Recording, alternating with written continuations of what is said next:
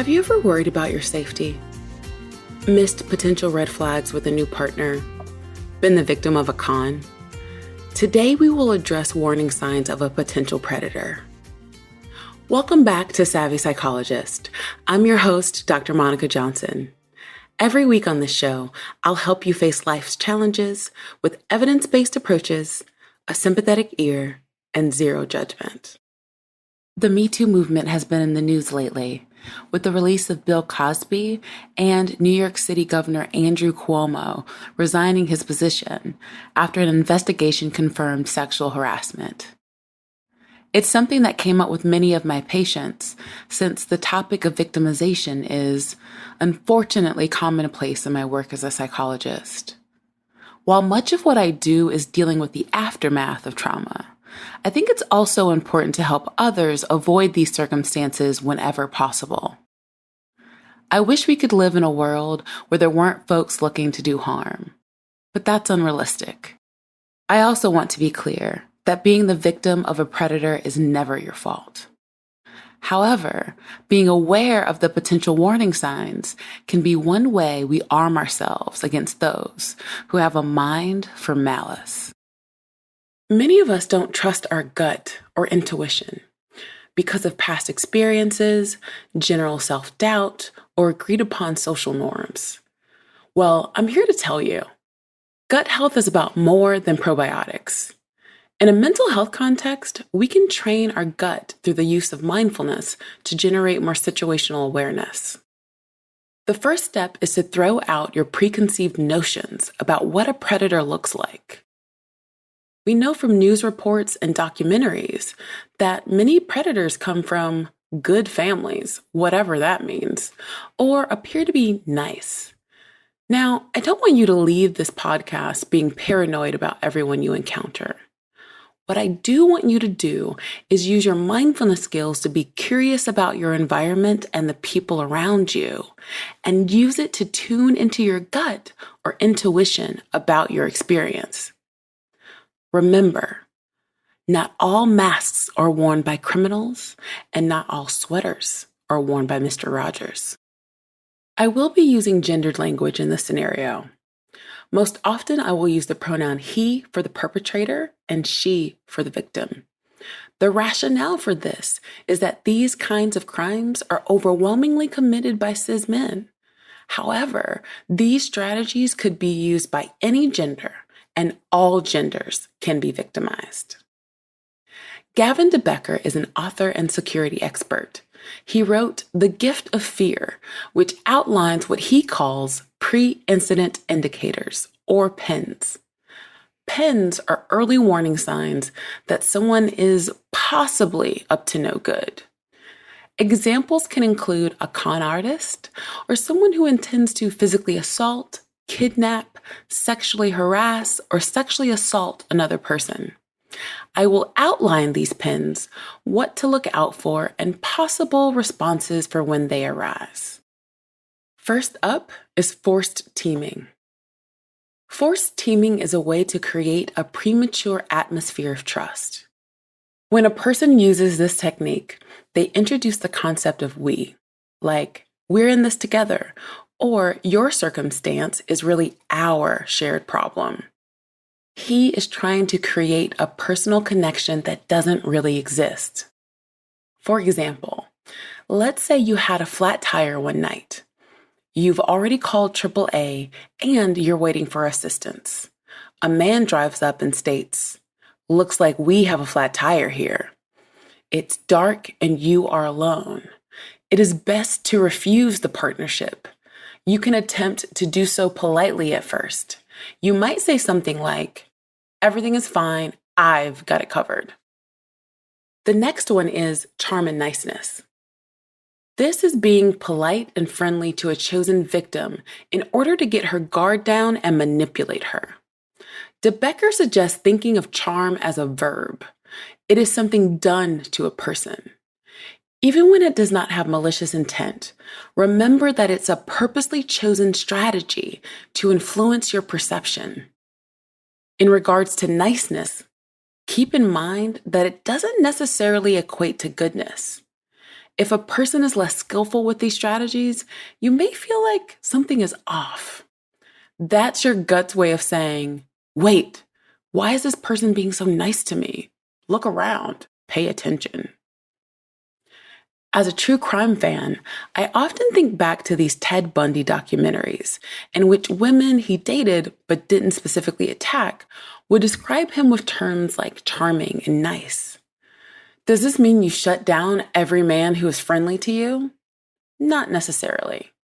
Are you in a situation where you have signaled that you want to be approached?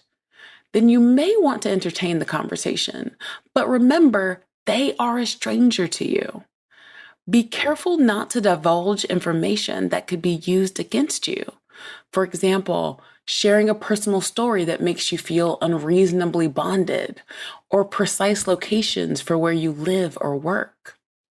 If the encounter is undesired, or as you're speaking with the person you're seeing other warning signs, end the conversation. Better to be rude than raped. Too many details.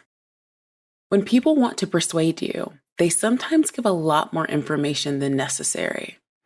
This can be because they are socially anxious or because they're just trying to come up with a good enough excuse for a sick day.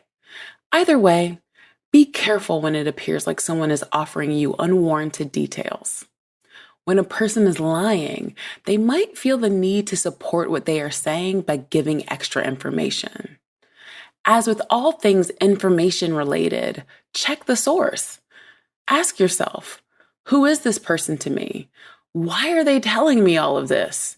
Is there anything in their behavior that is making me uncomfortable? Is he respecting my requests? Next up is typecasting. Understandably, most people don't like being harshly labeled. When this occurs, we often have the urge to prove the person wrong. Perpetrators who use this tactic are counting on you to act on this urge. Imagine in these COVID times that you are partaking in outdoor dining with a friend. A passerby yells, "You're looking lovely today." You initially give an awkward smile and continue your conversation with your friend. Then he states, "Oh, you think you're too good to say hello?" Do not engage. It is not your job to prove your kindness to him. He is a stranger to you. You owe him nothing. And quite honestly, the answer to his question is yes. But we aren't going to say that either, because that would require engaging. This could also come up in more newly established relationships, when a person is trying to get you to do something uncomfortable. For instance, if someone were pressuring you to have sex, they may decide to label you as a prude, thereby urging you to prove him wrong. Anyone who attempts to shame you for having boundaries doesn't have your best interest in mind. Another thing to watch out for is loan sharking. A loan shark is someone who offers help or gifts and asks for much more in return. Often, when we feel indebted to another person, it can be more difficult to refuse their request. A classic example is the date who takes you out to an expensive restaurant of his choosing, then expects you to have sex with him. Again, you owe him nothing. He offered these things to you. Kindness and gifts should never come at the price of your self-respect. If you are in a situation where a stranger is offering help, remember he approached you and look for other warning signs. Again, the point here is to increase our situational awareness and fine-tune our gut. You may assess that he's a good Samaritan, but if you're unsure and his help isn't required, decline the offer. Worst case is likely that you end up carrying your heavy groceries to your car alone. And you've been working out with Get Fit Guy, so you're totally capable of handling the heavy bags yourself. Now we are going to talk about the unsolicited promise. Returning to the date example from before, let's say that he states, "Let me come up for 1 cup of coffee. I won't try anything, I promise." Typically, people don't say "I promise" unless they notice some hesitancy in you. The promise in many cases is them verbalizing the very thing on their mind. Confer with your gut. There is likely a reason why you feel reluctant. You might ask, why is this person trying so hard to convince me that they're safe? Why is he both ignoring my apprehension and pushing forward his agenda? Lastly, discounting the word no. Anyone who doesn't respect your right of refusal is trying to control you and get what he wants. There are certain circumstances where you can expect that people will try and coerce you into a yes. For instance, a salesperson may try to talk you into spending more money. In other circumstances, whether it's a stranger or a personal relationship with a friend, family member, or partner, declining or dismissing your no is a clear warning sign. Do not negotiate your no. Understand that no is a full sentence. Support your no through your tone of voice and body language. For example, be loud, clear, and make eye contact. These are some of the warning signs for a potential predator. I understand there is nuance in social situations, and you may need more support. A therapist can help you in this area, and completing a self-defense course might also be beneficial. If it's not a trigger for you, it's sometimes helpful to watch movies, TV shows, or read books and identify these pens and various characters so you can learn to spot them more easily in real life. One suggestion for those so inclined is Good Country People by Flannery O'Connor. It's a short story. If you happen to read it, let me know what pens you found by interacting with me on Instagram at kindmindpsych, or email at psychologist@quickanddirtytips.com, or leave a voicemail at 929-256-2191. The Savvy Psychologist is a Quick and Dirty Tips podcast. It's audio engineered by Steve Rickyberg with script editing by Beata Santora. Our operations and editorial manager is Michelle Margulis. Our assistant manager is Emily Miller, and our intern is Claire Freeman. Follow Savvy Psychologist on Apple Podcasts, Spotify, or wherever you listen to podcasts.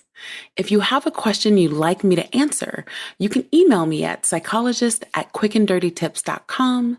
You can also leave me a message at 929-256-2191. Be sure to tell me if it's okay to use your voice on the show. That's all for this episode of Savvy Psychologist. Thanks for listening. I'll see you next week.